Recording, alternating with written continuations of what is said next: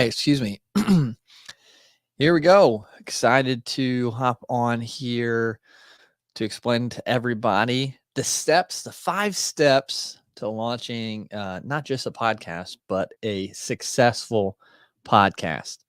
Because, you can just launch one, you just throw it out there and see what happens. But, there are ways to go about it that make it more successful. And at Elevate Media, we aim to get our clients in the top 10% and or top 5% based on the different packages that they choose, because there's different things we have to do and lead them to getting in those top percentages of globally listened to shows. So with that being said, launching a successful podcast or launching a podcast successfully really isn't that much harder. You just have to make sure you do the things in the right order and, actually put a little bit of effort behind it to get it out there, because you can just throw it together, record something real quick and push it out there, and it just won't end up the same unless you have a detailed plan kind of behind it. Excuse me, there's a gnat flying around. So you might see me smacking at something while I'm doing this, but first, feel free if you're tuning in live, if you're watching this live, and you have any questions, throw them in the comments section. I should be able to see them on here, and would love to incorporate those. But if you haven't yet, check out the podcast itself, Elevate Your Brand, wherever you get your podcasts. Subscribe, tune in there, leave a rating or review if you like the show. And if you don't, that's cool too, I guess. So, but yeah, feel free to leave feedback. And there's been a lot of good guests. Again, since we're kind of new into the branding of the show, rebranding of the show, it used to be Pencil Leadership when I first started back in 2019. And I decided to rebrand it this summer to just be linear to the business, because it made more sense. It's the same topic. We're talking about helping you grow as a brand, elevate your brand, how to do that. That's what I was doing on Pencil Leadership anyways, just a different name. So that's changed. So if you go way back, you'll hear it talking about Pencil Leadership, and that's why. But yeah, tune in to Elevate Your Brand wherever you get your podcasts. But enough about that. Again, thank you for tuning in. If you're watching, let me know where you're watching and where you're watching from. Even I know it connect a lot of people through different states and countries, and it's always good to see who's tuning in. But if not, hey, hope you're watching this on replay to get some valuable insight from it. So I want to start with the very first step into launching a podcast successfully. And this does, matter, this first step. So you've got to be, kind of choosing on purpose, because the first one is your host site. Okay. So your podcast host site, where is that going to be? And the podcast host site is the online location that you upload your episodes and schedule them for release. So this is like Buzzsprout, which is what we highly recommend people using, just because of the ease of use, the metrics they track, the customer service phenomenal, and the ability to monetize and everything. So we recommend Buzzsprout as a podcast host site, but there are others out there. Podbean's good. I would stay away from Anchor. Just my personal opinion. Let me know in the comments if you disagree and why. But Anchor's just, if it's free, there's got to be, they got to make money somehow. And just some of the things they've done recently. But anyways, I digress. So host site is the first step, and choosing your host site's important because, for example, us getting our clients into the directories, which is part of the first step, we have not had many issues at all using Buzzsprout, and they've gotten them into those directories really simply and really quickly. So that's why we really like Buzzsprout, because it's just simple. We've had really good success with it, and you can continue to track and monetize your show, and they're continually changing too and improving, which is amazing. So that's step one, picking your host site. and not just leaving it to like, it's free, so I'm gonna do this one, but actually doing a little due diligence. Like I said, we recommend Buzzsprout, but there are some other good ones as well, and getting that set up. Okay, so don't take forever researching any of this that we're going to talk about today. Just, look at who's doing well in their show, where they hosting, and hop on there. And then with that, the next, or part of step one, is getting into the directories. So again, it can be a little intimidating because there's so many, and there's different steps to get into those directories. When I talk about directories, I'm meaning, excuse me, Apple Podcasts, Spotify, Google Podcasts, Pandora, Alexa, iTunes, iHeartRadio, all the others, Overcast. There's I think close to 20 now. So Buzzsprout makes it simpler. But again, we take the technical headache out of that by doing it for you. But anyways, if you're doing it yourself, make sure you're getting in those directories correctly. And you want to aim to get into the directories, a couple days before your launch date, because you don't want to sit in the directories for a month before you launch, because you have to have an episode uploaded, at least one, to get into the directories. And you don't want to just be sitting there for months, because then you miss out on being new, the algorithm picking you up, especially if you are doing these next steps well.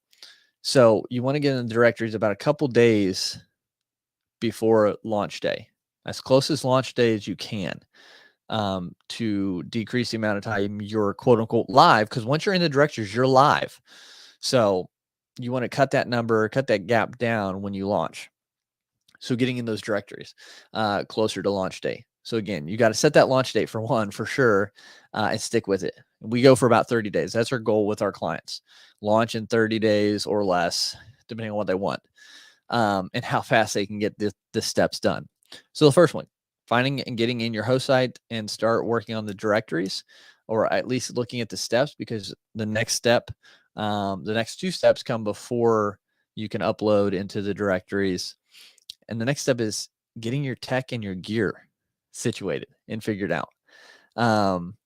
And that can be super overwhelming for people, especially if they don't have any background in the podcasting world or any sort of live streaming video production world at all.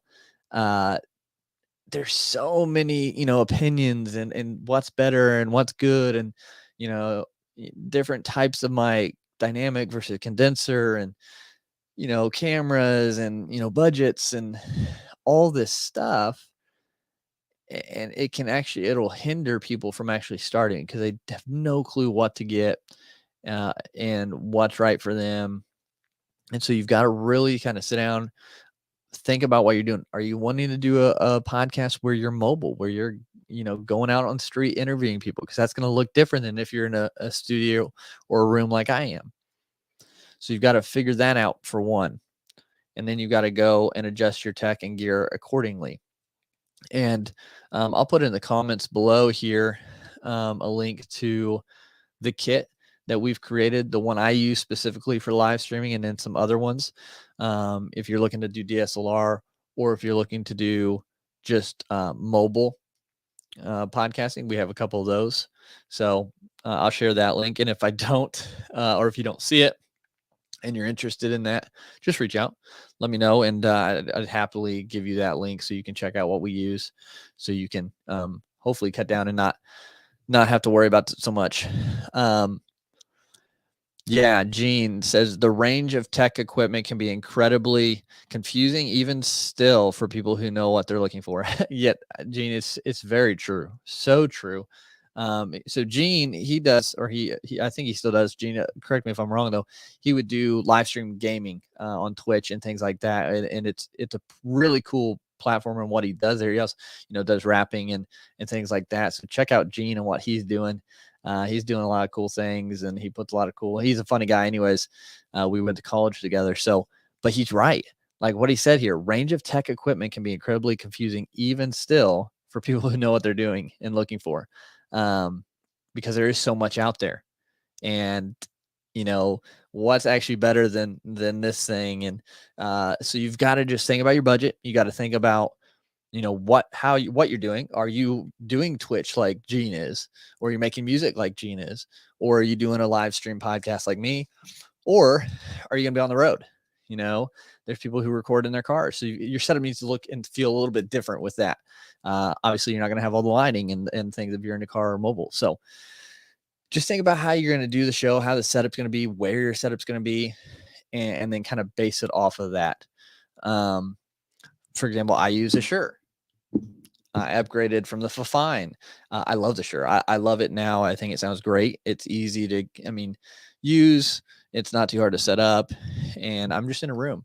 I got furniture and curtains to help with the reverb and the echoing, and it can always be improved. That's the thing. We can always get better, unless we have billions of dollars to have the top of the line everything. So. Yeah, exactly. What he says. So he went to Sweetwater, which is like an audio acoustic store, to update his microphone, and they had like 12 of the same price range. So really, when it comes down to it, it's just preference. And again, look at those who are doing it and doing it well, and see what they're using, and see what their setup is like, because they could have a certain mic, but they have a super acoustically padded room, so that fits better. So the tech and gear, you've got to play around a little bit. And like I said, I could share, and I will share my link with you on what we use, what I'm using right now. I've got the Rodecaster Pro over here. I've got just webcams right now until I upgrade to DSLR one day. Got my lights, my monitors, all that's on those lists. So that's the second step. You got to figure the gear out. And it doesn't be crazy. You can start with your cell phone. You can start there. And just use that. It's better than not starting. So you don't have to, throw a bunch of money to this. You can literally start with your smartphone and make it work. And yeah, so that's the second step, figuring out your tech and gear. And then after that, now you've actually got to record 3 to 5 episodes is what we like to say, to get ready for launch day. Okay. So you've got your host site, you're understanding the directories, you've got your gear now. Now you're going to record 3 to 5 episodes, one of those being the trailer. So just a short, hey, this is who I am. This is what the show's about. Super excited for you to be here, because we put that one in first.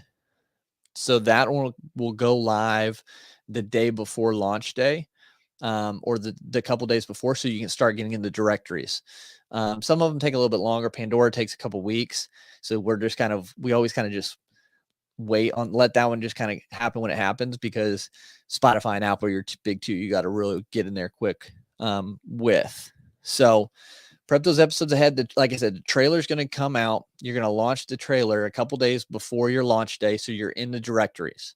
And then you're going to schedule the next 3 to 5 to go out on launch day at the same time.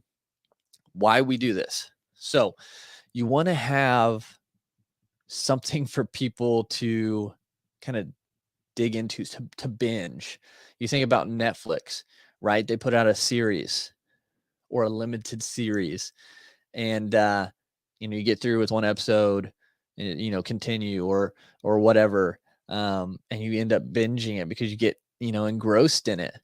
But if it's a new show, and say for whatever reason, maybe it got canceled, and then when you had so many episodes and you get to the end or the season's over and you forget about it, that's the same thing. We want people to be able to really chew on what you're putting out there, really kind of dive into it and get hooked on it, and to be excited for next week when you release an episode.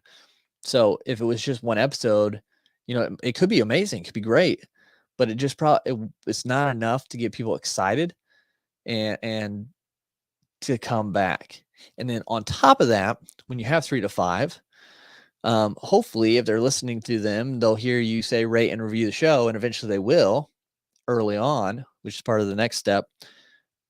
But with that as well, if they're downloading a bunch of episodes for your podcast right out of the gate, that's going to look good in the algorithms on the directories. So, Joe Schmo's show, just launched. They have 5 episodes, and each episode has 20, 30, downloads or more is what we're hoping for. And so that's gonna help push you into, the charting or in the globally, top percentages of listened to shows. So and and even if you don't make it in top percentages starting out, obviously that's your goal, and that's what we've been good at doing. But there's still some that don't, and that's okay. My show when I started didn't immediately get into the top percent globally listened to. I had to figure all that out and figure out how to, grow and get it out there to people. And now, yeah, great. We're in the top 2% globally listened to show, top 3%, 2.5, 3, whatever it is. Like, great, cool. Like, it's awesome. I'm grateful for it. I'm grateful people are listening all over the world. But it's just, at the end, it's just another percentage. Sure, you can kind of use it if you're talking to sponsors or guests, just to show like you put in the work to get there. But again, it's just another metric, and it's just something you got to work towards no matter when it happens. So again, the 3 to 5 episodes help to expedite that process. And then this next step really helps expedite it, and that's building your launch team. So building your launch team is the 4th step, and is really the most crucial if you really want to have a successful launch. Getting in that top percentage, getting charted, getting in the new noteworthy, getting all that right off the bat, building your launch team. Okay. So you've grown an audience on social media. You've probably grown an email list. With your launch team, it's basically just an extension of what you've already done, except now you're putting out to people, hey, we're going to launch a podcast. This podcast is coming, just market the heck out of it for that month, push it out there, get people excited, give them a launch date so they know when it's coming, keep pushing stuff out, and use something to get them or their information collected for your launch team. So maybe it's a freebie, maybe it's, whatever it is that draws your audience in, and say, hey, if you want to be on the launch team for this podcast for a chance to win a whatever merchandise you have, or a free coaching session, or a free checklist, like fill this out. And so then you build a list of people who are interested in the podcast, and you can then continue to send information to them through email or text or whatever you do. Therefore, when launch day comes, you have a list of people that you've built, that you've created over this last 30 days, that it's live, and you're pushing it. Okay. You're letting them know, you're reminding them to go help you, so you can do more for them by having them rate and review the show, downloading, subscribing, following, and building that kind of launch up in the algorithms of these directories. So that's the 4th one, building that launch team. And there are a lot of ways to build the launch team. You could do a lot of different things to build that list or get people excited. And of course, the more interaction you have on your social media, the easier it'll be, because, people are already tuned in and connecting with what you're doing. So you put something out there and they're going to follow it. So, just building that launch team is that 4th step. That's super crucial, that a lot of people don't think about. They just, okay, I'm going to tell people a couple times, get it all set up. I'm going to launch. I'm just going to tell them, and hopefully they go. So if you build that launch team and they're connected to you, a specific list of people who are interested in the podcast, you can specifically target them when the podcast launches to get more people tuned in right away, which helps tremendously getting in the top percentage of shows. So that's 4th step. The 5th step, it's just launch. It's the easiest one. Just get it out there. Don't change your mind. Don't step back from it. Just go forward, launch it. That's the 5th. It's as simple as that. Getting it out there. A lot of the fear that comes with it, a lot of things I hear from people why they don't start a podcast. They don't have time. They have too much going on already, bandwidth, which plays into time. And those are kind of the main ones I hear. I don't have enough time, or I'm focused on another project right now, which is all valid. So there's nothing wrong with that, but you've got to think to scale your business, your brand. You've got to be seen more. You've got to be able to put more content out. You know, Gary Vee, you should be posting 5 times a day. Well, a podcast can expedite that content creation. You know, from one episode, you could get, 5 to 10 pieces of content just in video clips. And then you have audio clips, and then you have static content you can create from it. Now, I mean, there are some that say they can get like 100 something from an episode. And they really stretch with that because they're talking about each directory is a piece of content, and, your YouTube video, and then so they stretch, which, I mean, can be done, but you don't want to water down the episode by taking it all apart. But you can get a decent amount of content from one episode that you don't have to then recreate anything. You just break it down, or you come to us and we do everything for you at Elevate, the editing, the content creation, all of that. So you can do it for, as little as an hour a week, less than that if you have shorter episodes.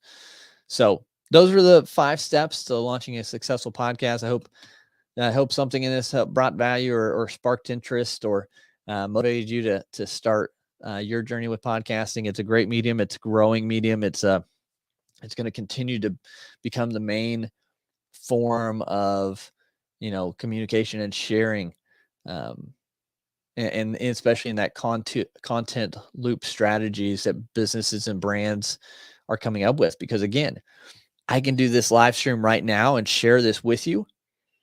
Then I can take this recording and I can put it on YouTube, which is already on YouTube right now, actually, because we're live streaming it to there. So it'll stay there.